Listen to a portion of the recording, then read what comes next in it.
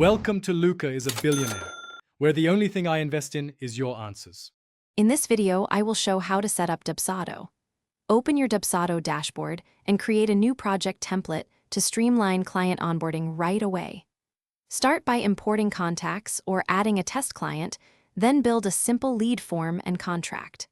Connect your payment processor and enable a basic workflow that sends a questionnaire, contract, and invoice automatically to new leads.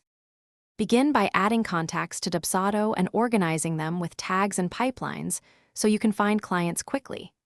Design an intake form that captures name, email, services, and preferences, and set required fields to avoid missing details.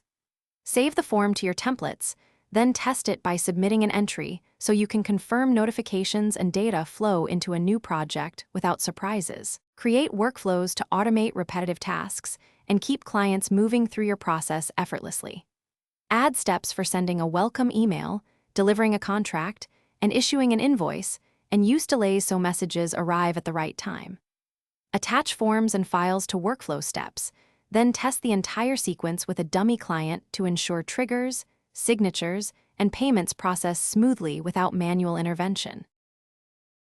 Thanks for watching and please subscribe. It's the best investment you'll ever make.